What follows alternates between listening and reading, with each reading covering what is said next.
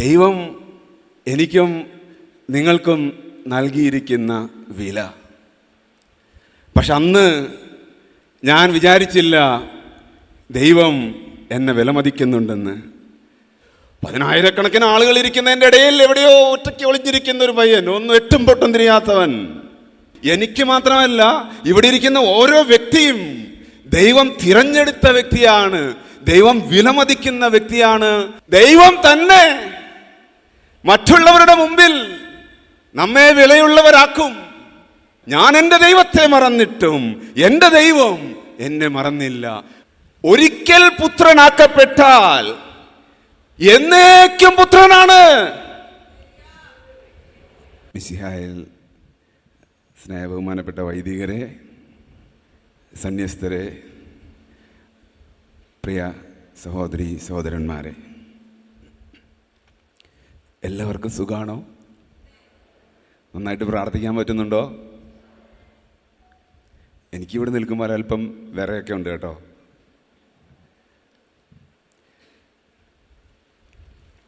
കാരണം പോട്ട ബൈബിൾ കൺവെൻഷന് കേട്ടിട്ടുണ്ട്, ഒത്തിരി പങ്കെടുത്തിട്ടില്ല ഇങ്ങനെ. പക്ഷേ യൂട്യൂബിലൊക്കെ പലപ്പോഴും വിദൂരത്തായിരുന്നിപ്പം വാച്ച് ചെയ്തിട്ടുണ്ട്, പ്രസംഗങ്ങൾ കേട്ട് അങ്ങനെ ഒന്നിച്ച് പ്രാർത്ഥിച്ചിട്ടൊക്കെ ഉണ്ട്. പക്ഷേ ഈ പുണ്യഭൂമിയിലെ ഈ പുണ്യപ്പെട്ട അൾത്താരയിൽ വന്നു നിന്ന് വചനം പറയാൻ അവസരം കിട്ടുമെന്ന് വിചാരിച്ചില്ല. അങ്ങനെ കിട്ടണമെന്നൊരു ആഗ്രഹിച്ചു പോലും ഇരുന്നില്ല ഞാൻ. ഈ കഴിഞ്ഞ ദിവസങ്ങളിൽ ബിനോയ് അച്ഛൻ പറയുന്നത് വരെ എനിക്ക് കുറച്ച് സമയം കൊണ്ട് ഒരു ചെറിയ കാര്യമാണ് ഇവിടെ നിങ്ങളോടൊപ്പം പങ്കുവയ്ക്കാൻ ആഗ്രഹിക്കുന്നത്.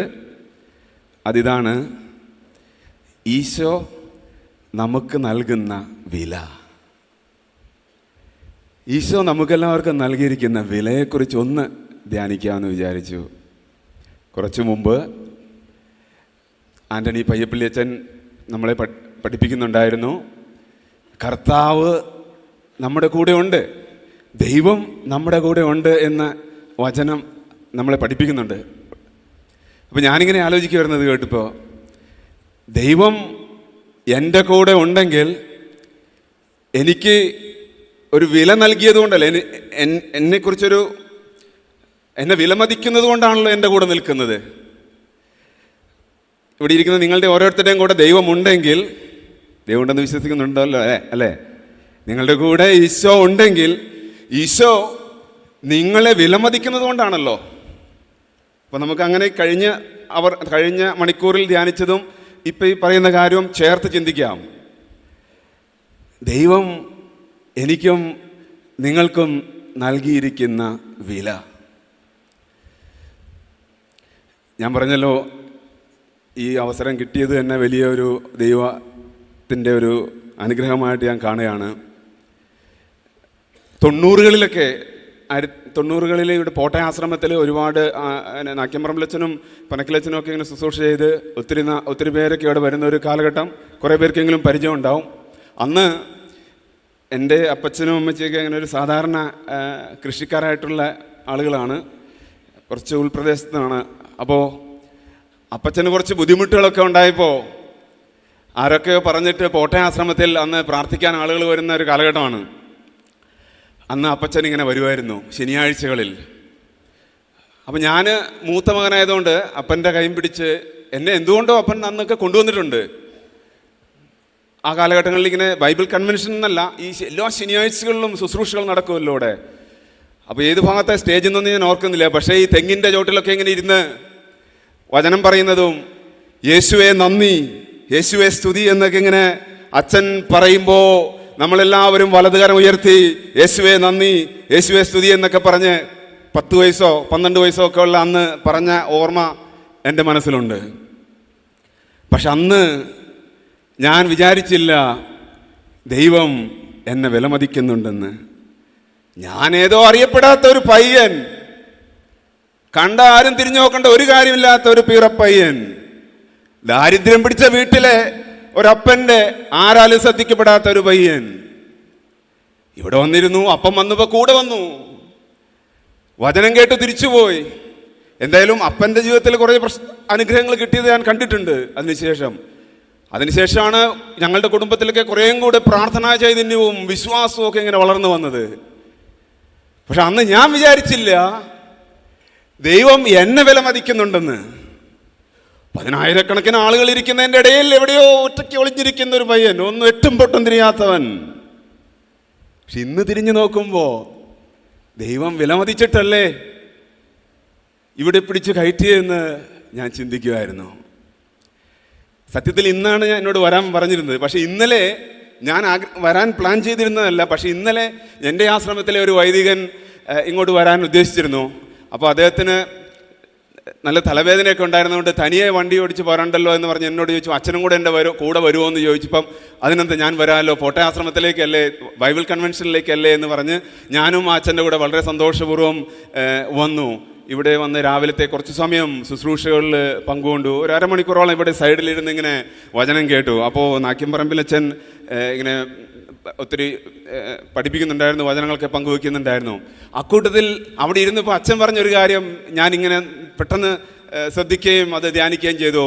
അച്ഛൻ എല്ലാവരോടുമായിട്ട് പറഞ്ഞെങ്ങനെയാണ്, നിങ്ങളാരും ഇവിടെ വന്നത് ബൈബിൾ കൺവെൻഷനെ കുറിച്ചുള്ള പരസ്യം എവിടെയെങ്കിലും കണ്ടതുകൊണ്ടോ ആരോ പറഞ്ഞതുകൊണ്ടോ അല്ല, ദൈവം നിങ്ങളെ തിരഞ്ഞെടുത്തത് കൊണ്ടാണ് നിങ്ങൾ ഇവിടെ വന്നതെന്ന്. അപ്പൊ ഞാൻ ആലോചിച്ചേ,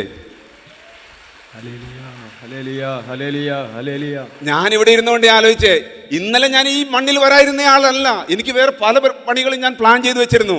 പക്ഷെ അച്ഛൻ എന്നോട് ഇങ്ങനെ, എൻ്റെ കൂടെ വന്ന അച്ഛൻ കൂടെ ചോദിച്ചപ്പോൾ ഞാൻ വിചാരിച്ചു പോകാമെന്ന് വിചാരിച്ചു. അങ്ങനെ വന്നിട്ട് ഇവിടെ ഇരിക്കാൻ അവസരം കിട്ടിയതും നാക്യംപറമ്പിലച്ഛൻ അങ്ങനെ തന്നെ സംസാരിക്കാൻ ഇടവന്നു. അപ്പം ഞാൻ ഓർത്തു, അപ്പം ഞാനും ഇവിടെ വന്നത് ദൈവത്തിന് ഒരു പദ്ധതി കൊണ്ടല്ലേ എന്ന് ഞാൻ വിചാരിക്കുമായിരുന്നു ഇന്നലെ ഇരുന്നപ്പോൾ. അത് തന്നെ ഇന്നലെ ഇന്നുമായിട്ട് എൻ്റെ ചിന്താ വിഷയമായി. എനിക്ക് മാത്രമല്ല, ഇവിടെ ഇരിക്കുന്ന ഓരോ വ്യക്തിയും ദൈവം തിരഞ്ഞെടുത്ത വ്യക്തിയാണ്, ദൈവം വിലമതിക്കുന്ന വ്യക്തിയാണ് എന്ന ഒരു ചിന്ത ഈ നിമിഷങ്ങളിലെല്ലാം എൻ്റെ ഉള്ളിലൂടെ കടന്നു പോവുകയായിരുന്നു. ഇന്ന് നമ്മൾ ആദ്യത്തെ ലേഖന ഭാഗത്ത് വായിച്ചല്ലോ, ആദ്യത്തെ വായനയിൽ ഇങ്ങനെ കേട്ടല്ലോ, കണ്ടാലും എത്ര വലിയ സ്നേഹമാണ് അവിടുന്ന് നമ്മോട് കാണിച്ചത്, ദൈവമക്കളെന്ന് നാം വിളിക്കപ്പെടുന്നു. കണ്ടാലും എത്ര വലിയ സ്നേഹമാണ് അവിടുന്ന് നമ്മോട് കാണിച്ചത്, ദൈവമക്കളെന്ന് നാം വിളിക്കപ്പെടുന്നു, നാം അങ്ങനെയാണ് താനും. വചനം പറയുകയാണ് ദൈവം നമുക്ക് നൽകുന്ന വില. അത്തരത്തിലുള്ള വചനഭാഗങ്ങൾ പലതും നമുക്ക് ബൈബിളിൽ നിന്ന് എടുക്കാം. ഇന്ന് നമ്മൾ വായിച്ച സുവിശേഷത്തിൽ ഇങ്ങനെ കണ്ടില്ലേ, ഞാൻ നിങ്ങളെ ദാസന്മാരെന്ന് വിളിക്കുകയില്ല, നിങ്ങൾ ദാസന്മാരല്ല, നിങ്ങൾ ആരോ വേണ്ടി കഷ്ടപ്പെടുന്നവരല്ല, ഒരു വിലയില്ലാത്തവരല്ല, അങ്ങനെയല്ല നിങ്ങളെ കാണാം. ഞാൻ നിങ്ങളെ ദാസന്മാരെന്ന് വിളിക്കുകയില്ല, ഞാൻ നിങ്ങളെ സ്നേഹിതരെന്ന് വിളിച്ചു. കണ്ടേ നമുക്ക് ദൈവം നൽകുന്ന വില നമ്മളങ്ങനെ കാണാറുണ്ടോ? ഇവിടെ ഇരിക്കുന്ന ഓരോരുത്തരും ഒന്ന് സ്വയമായിട്ടും ചോദിച്ചു നോക്കിയേ, എനിക്ക് ഞാൻ കൊടുക്കുന്ന വില എന്താണ്? ഞാൻ എന്നെ തന്നെ എങ്ങനെയാണ് കാണുന്നത്? ഇന്ന് രാവിലെ ഒരു സഹോദര വൈദികൻ എന്നെ ഇങ്ങനെ ഫോണിലൂടെ വിളിച്ചു കുറച്ച് സംസാരിക്കുമായിരുന്നു. അപ്പോൾ അദ്ദേഹം കുറച്ച് വിഷമത്തിലാണ്. അതിൻ്റെ വിഷമത്തിൻ്റെ കാരണം ഈ അടുത്ത കാലത്ത് ചെയ്ത കുറച്ച് കാര്യങ്ങൾ അത്ര അങ്ങ് വിജയിച്ചില്ല. നമ്മളൊക്കെ ചെയ്യുന്ന പല കാര്യങ്ങളും നമ്മൾ ആഗ്രഹിക്കുന്ന പോലെ എപ്പോഴും വിജയിക്കണമെന്നില്ലല്ലോ. ഇപ്പം ഇവിടെ ഇരിക്കുന്ന പലരായാലും മനസ്സിൽ തോന്നുന്നുണ്ടാവും, അപ്പം ഒരു വിവാഹ ജീവിതത്തിൽ കടന്നിട്ട് ആ വിവാഹ ജീവിതം അത്ര രസകരമായിട്ട് പോകുന്നില്ല, സന്തോഷത്തോടെ പോകാൻ പറ്റുന്നില്ല. ഒരു ബിസിനസ് തുടങ്ങിയിട്ട് അതത്ര അങ്ങോട്ട് വിജയിപ്പിക്കാൻ പറ്റിയിട്ടില്ല. അല്ലെങ്കിൽ അങ്ങനെ മക്കളുണ്ട്, അവരെ നന്നായിട്ട് വളർത്താൻ പറ്റിയിട്ടില്ല. അങ്ങനെ വിജയിക്കാത്ത, അല്ലെങ്കിൽ നമ്മൾ വിജയിച്ചിട്ടില്ലെന്ന് കരുതുന്ന ചില സാഹചര്യങ്ങളിലൂടെ നമ്മൾ കടന്നു പോകുന്നുണ്ടാവും. അങ്ങനത്തെ ഒരു സാഹചര്യത്തിലൂടെയാണ് ഈ സഹോദര വൈദ്യൻ കടന്നുപോയിക്കൊണ്ടിരുന്നതെന്ന് തോന്നുന്നു. അപ്പം അതിങ്ങനെയാണ് പറയുമായിരുന്നു. അപ്പം ആ സംസാരത്തിൽ എനിക്ക് തോന്നി, ഇനി എങ്ങനെയെങ്കിലും ജീവിതം ഒന്ന് വിജയിപ്പിച്ചെടുക്കണമല്ലോ എന്ന് അങ്ങനെ പങ്കപ്പാട് കഴിക്കുന്ന പോലെ തോന്നി ആ സഹോദരൻ. ഇനി എങ്ങനെയെങ്കിലും ഈ നഷ്ടപ്പെട്ട പേരൊന്ന് സമ്പാദിച്ചെടുക്കണം, എങ്ങനെയെങ്കിലും എല്ലാവരുടെയും മുമ്പിൽ ഒരു നല്ല പേര് വരണം, അങ്ങനെ ഒരു തത്രപ്പെടുന്നത് പോലെ അദ്ദേഹത്തിൻ്റെ സംസാരത്തിൽ നിന്ന് എനിക്ക് തോന്നുകയായിരുന്നു. അപ്പം ഞാൻ പെട്ടെന്ന് ഇങ്ങനെ മറുപടി പറഞ്ഞു, അച്ഛാ, അച്ഛൻ എന്തിന് കഷ്ടപ്പെടുന്നു? ദൈവം തന്നൊരു വിലയില്ലേ? അങ്ങനെയൊന്ന് സംഭവിച്ചു എന്നുള്ളത് കൊണ്ട് വില നഷ്ടപ്പെട്ടു പോയിട്ടില്ല. ദൈവം നൽകിയിരിക്കുന്ന വിലയെക്കുറിച്ചൊന്ന് ചിന്തിച്ച്, ദൈവം തിരഞ്ഞെടുത്ത വ്യക്തി, ദൈവം അഭിഷേകം ചെയ്ത വ്യക്തി, ദൈവം വേർതിരിച്ച വ്യക്തി, അതിനെക്കുറിച്ച് ചിന്തിക്കുകയും ധ്യാനിക്കുകയും അതിനെ പ്രതി ദൈവത്തോട് നന്ദി പറയുകയും ചെയ്യുമ്പോൾ ദൈവം തന്നെ മറ്റുള്ളവരുടെ മുമ്പിൽ നമ്മെ വിലയുള്ളവരാക്കും. നമ്മളല്ല പാടുപെട്ട് നമുക്ക് വില സമ്പാദിക്കുന്നത്. അതൊരു വൈദികനായിക്കോട്ടെ, ഒരു സന്യാസി ആയിക്കോട്ടെ, ഒരു സാധാരണ ആത്മായ സഹോദരനോ സഹോദരിയോ ആയിക്കോട്ടെ, നമ്മുടെ വില ദൈവം നൽകുന്ന വിലയാണ് എന്ന് ഇന്നത്തെ ഈ വചനഭാഗം ധ്യാനിക്കുമ്പോൾ നാം മനസ്സിലാക്കണമെന്നാണ് എനിക്ക് തോന്നുന്നത്. നമുക്കൊന്ന് കരങ്ങൾ ഉയർത്താം, എന്നിട്ട് നമുക്ക് ഏറ്റുചൊല്ലാം. യേശുവേ നന്ദി, യേശുവേ നന്ദി, യേശുവേ സ്തോത്രം, യേശുവേ സ്തോത്രം, യേശുവേ നന്ദി, യേശുവേ നന്ദി, യേശുവേ സ്തോത്രം, യേശുവേ സ്തോത്രം, യേശുവേ നന്ദി, യേശുവേ നന്ദി, യേശുവേ സ്തോത്രം, യേശുവേ സ്തോത്രം. ഞാനൊരു 10 വർഷം മുമ്പ് ഈ പോളണ്ട് എന്ന് പറയുന്ന രാജ്യത്തിൽ ഒരു കുടുംബമായിട്ട് എനിക്ക് പരിചയം ഉണ്ടായിരുന്നു. അവർ ഒരു ക്രിസ്തീയ മാഗസിൻ എനിക്ക് അയച്ചു തന്നുകൊണ്ടിരുന്നു. അപ്പോൾ ഞാൻ ഇടയ്ക്ക് അത് വായിക്കാറുണ്ട്. അപ്പോൾ അതിനകത്ത് ഒത്തിരി കാര്യങ്ങൾ ഞാൻ വായിച്ചെങ്കിലും ഒരു കാര്യം മാത്രം ഞാൻ മറന്നുപോയിട്ടില്ല. ഇത്രയും നാളായിട്ട് ഒരു കുറച്ച് തവണ അത് കിട്ടിയായിരുന്നു. പലതും ഞാൻ വായിച്ചെങ്കിലും ഒരു കാര്യം മാത്രം ഇപ്പോഴും ഞാൻ ഓർത്തിരിക്കുന്നുണ്ട്. ഇപ്പോൾ അത് ഞാൻ വായിക്കാറില്ല, ഇപ്പം എനിക്ക് കിട്ടുന്നില്ല. അതൊരു ലുഡോയ്ക്ക് എന്ന് പറയുന്ന ഒരു സഹോദരൻ്റെ ഒരു ജീവിത സാക്ഷ്യമാണ്. അന്ന് ആൾക്ക് 32 വയസ്സോ മറ്റോ ആണുള്ളത്. അപ്പം ഇത് എഴുതുന്ന സമയത്ത് ആൾ ജീവിക്കുന്നത് കാനഡയിലാണ്, പക്ഷെ ശരിക്കും ജനിച്ചു വളർന്നത് പോളണ്ടിലാണ്.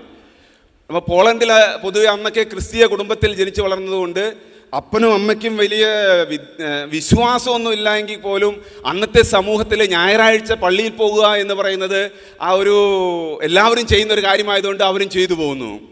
പിന്നെ കുട്ടികളെ മാമോദിസ മുക്കുക, വേദപാഠത്തിന് വിടുക, അല്ലെങ്കിൽ വിശുദ്ധ കുർബാന സ്വീകരണത്തിന് ഒരുക്കുക എന്നൊക്കെ പറയുന്നത് എല്ലാവരും ചെയ്തു വരുന്ന കാര്യമായതുകൊണ്ട് അവരും ചെയ്തു പോകുന്നു. വലിയ വിശ്വാസം ഉള്ളത് കൊണ്ടല്ല.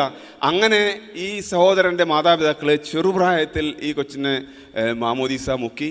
പക്ഷെ മാമോദിസ മുക്കിയെങ്കിലും വിശ്വാസത്തോടെ ജീവിക്കുന്ന മാതാപിതാക്കൾ അല്ലായിരുന്നത് കൊണ്ട് അങ്ങനെ അത്ര നല്ല ജീവിതമൊന്നുമല്ല അദ്ദേഹം ജീവിച്ചത്. യുവാവായി കഴിഞ്ഞപ്പോൾ കൂട്ടുകെട്ടുകളായി, പല തടക്കദോഷങ്ങളായി, കുറച്ച് കള്ളു കുടിക്കും, പിന്നെ കുറച്ച് ഇങ്ങനെ ഈ ഡ്രഗ്സിൻ്റെ ഉപയോഗത്തിലൊക്കെ അങ്ങനെ ബന്ധപ്പെട്ടു, കുറച്ച് മോശ സ്വഭാവങ്ങളൊക്കെ ആയി. അങ്ങനെ ഇരിക്കുമ്പോഴാണ് അവിടെ സ്വന്തം നാട്ടിൽ നിന്ന് കഴിഞ്ഞാൽ നശിച്ചു പോകുമെന്ന് കരുതി ആരോ ഒക്കെ സഹായിച്ച് കാനഡയിലേക്ക് എന്തോ ജോലി അന്വേഷിച്ച് പോയത്. അപ്പോൾ അവിടെ ചെന്ന് കഴിഞ്ഞപ്പോൾ കാനഡയിൽ ചെന്ന് ജോലിയെല്ലാം ചെയ്ത് അങ്ങനെ അവിടെ പുതിയൊരു സ്ഥലത്ത് ചെന്ന് കഴിഞ്ഞപ്പം ആൾ കുറച്ച് മിടുക്കനായി.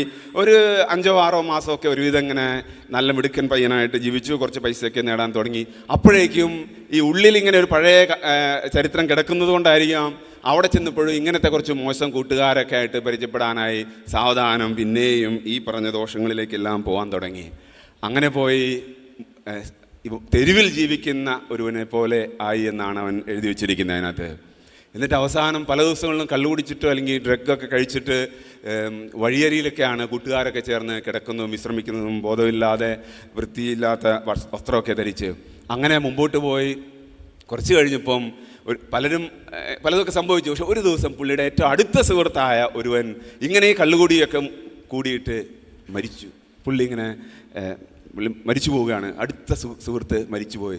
അപ്പം ആ സഹോദരൻ മരിച്ചു കഴിഞ്ഞപ്പോൾ ഇവന് ഭയങ്കര ഒരു വേദനയായി, ബുദ്ധിമുട്ടായി. ആ കൂട്ടുകാരൻ മരിച്ചപ്പോൾ അവന് ഭയങ്കര പേടിയായി. അപ്പോൾ പിന്നെ ഈ പേടിയോടുകൂടിയാണ് ജീവിക്കുന്നത്. ഇനി ഞാനും മരിക്കുമല്ലോ എന്നൊരു പേടിയോടുകൂടിയാണ് ജീവിക്കുന്നത്. പിന്നെ എല്ലാ ദിവസവും അങ്ങനെ അപ്പം ഇങ്ങനെ ഈ കള്ളുകൂടി അത് തുടർന്നുകൊണ്ട് പോയ സമയത്ത് ഈ പേടി കൂടിക്കൂടി വന്നു. ഒരു ദിവസം കുറച്ച് ഇങ്ങനെ വേസ്റ്റൊക്കെ കൂട്ടിയിരിക്കുന്ന ഒരു ഭാഗത്താണ് പുള്ളി കിടന്നിരുന്നത്. അപ്പോൾ അവിടെ കിടന്ന് പയ്യെ അങ്ങനെ മയങ്ങിപ്പോയി പയ്യെ പേടിച്ച് ഞെട്ടി കണ്ണ് തുറന്നപ്പോൾ ഇങ്ങനെ കൂട്ടിയിട്ടിരിക്കുന്ന വേസ്റ്റ് കണ്ടപ്പോൾ പെട്ടെന്ന് വിചാരിച്ചു മൃതശരീരങ്ങൾ ഇങ്ങനെ കൂട്ടിയിട്ടിരിക്കുന്ന പോലെ അവൻ്റെ ഉള്ളിൽ തോന്നി. എന്നിട്ട് അവന് തോന്നി ഞാനും മരിക്കാൻ പോവാണല്ലോ, ഇതിലേക്ക് ഈ മൃതശരീരങ്ങളുടെ ഈ കൂമ്പാരത്തിലേക്ക് എന്നെയും വലിച്ചെറിയപ്പെടുമല്ലോ എന്നൊരു ചിന്ത ആളുടെ ഉള്ളിൽ വന്നു. അങ്ങനെ ഭയങ്കര ആദികെട്ട് അവിടുന്ന് ചാടി എഴുന്നേറ്റ് എനിക്ക് ജീവിക്കണം, എനിക്ക് ജീവിക്കണം, എനിക്ക് ജീവിക്കണമെന്ന് ഇങ്ങനെ അലറിക്കൊണ്ട് ആ വഴിയിലൂടെ ഇങ്ങനെ ഓടാൻ തുടങ്ങി. അപ്പം അതിലെ വന്ന ഏതൊരു സഹോദരി പെട്ടെന്ന് ഇങ്ങനെ അങ്ങനെ സംസാരിച്ചിട്ട് അവനോട് പറഞ്ഞു, ഇതിലെ അങ്ങ് പോയി കഴിയുമ്പോൾ ഒരു സ്ഥലം കാണും, അവിടെ കയറിക്കോളാൻ പറഞ്ഞു. അവിടെ ഒരു ആതുര സേവനത്തിൻ്റെയൊക്കെ ഒരു സ്ഥലം ഉണ്ടായിരുന്നു, പാവപ്പെട്ടവരെയൊക്കെ നോക്കുന്ന ഒരു ക്രിസ്തീയ ഭവനം ഉണ്ടായിരുന്നു. അവിടെ ഒന്ന് സഹായം ചോദിച്ചു. അവർ സഹായിക്കുന്ന എന്തോ പറഞ്ഞു കൊടുത്തിട്ട് ഇവൻ പയ്യെ അങ്ങോട്ടേക്ക് ചെല്ലുകയാണ്. അവിടെ ചെന്ന് കഴിഞ്ഞപ്പോൾ അവനെ സ്വീകരിച്ച് കുറേ നേരം അവിടെ ഇരുത്തി, അതിന് കുളിപ്പിച്ച് മുടിയൊക്കെ വെട്ടി ആളെ പരിശുദ്ധ കുർബാന എഴുന്നള്ളിച്ച് വെച്ചിരിക്കുന്ന ഏതോ ഒരു ചാപ്പലിൽ കുറച്ച് നേരം കൊണ്ടിരുത്തി അതിനുശേഷം അവിടെ താമസിക്കാനായിട്ട് അനുവദിച്ചു. അങ്ങനെ അവിടെ നിന്ന് പയ്യെ ജീവിതം മാറുകയാണ്. ഈശോയുടെ ആ ഒരു കൃപയെന്ന് പറയാം. അങ്ങനെ ജീവിതം മാറി ഒരു പുതിയ ജീവിതത്തിലേക്ക് തിരിച്ചു വന്ന ഈ ലുഡോവിക് എന്ന് പറയുന്ന ഈ മനുഷ്യൻ ആ ലേഖനത്തിൻ്റെ അവസാനം ഇങ്ങനെ എഴുതിയിരിക്കുകയാണ്. അതാണ് എന്നെ സ്പർശിച്ചത്. അതായത് ഞാൻ മാമോദീസ സ്വീകരിച്ച വ്യക്തിയായിരുന്നു. ചെറുപ്പത്തിൽ എൻ്റെ അപ്പനും അമ്മയും എനിക്ക് മാമോദീസ എന്ന ആ കുദാശ മേടിച്ചു തന്നു. ഞാൻ അതിനെ വില കൊടുത്തില്ല. ആ മാമോദീസായ്ക്കും മാമോദീസായിൽ കിട്ടുന്ന ദൈവപുത്ര സ്ഥാനത്തിനും ഞാൻ വില കൊടുത്തില്ല. പക്ഷെ എൻ്റെ ദൈവം എന്നെ അന്ന് ഒരു പുത്രനായി സ്വീകരിച്ചു. ഞാൻ നശിച്ചു പോകുന്ന പാതയിലായിരുന്നിട്ടും എൻ്റെ ദൈവം എന്നെ മറന്നില്ല. ഞാൻ എൻ്റെ ദൈവത്തെ മറന്നിട്ടും എൻ്റെ ദൈവം എന്നെ മറന്നില്ല. മാമോദീസായിൽ പുത്രസ്ഥാനം സ്വീകരിച്ച ഞാൻ പുത്രനായി തന്നെ ദൈവത്താൽ പരിഗണിക്കപ്പെട്ട് ഒരു നിമിഷം ഇങ്ങനെ അലറി വിളിച്ച് പ്രാർത്ഥിച്ചതേ ഉള്ളൂ. അവിടുന്ന് ദൈവം കരം പിടിച്ച് ഉയർത്തി എന്ന് ആ ലുഡോവിക് എന്ന് പറയുന്ന പയ്യൻ എഴുതി വച്ചിരിക്കുകയാണ്. മാമോദീസായിലൂടെ ഞാൻ ദൈവപുത്രനായി എന്ന് പറയുന്നത്.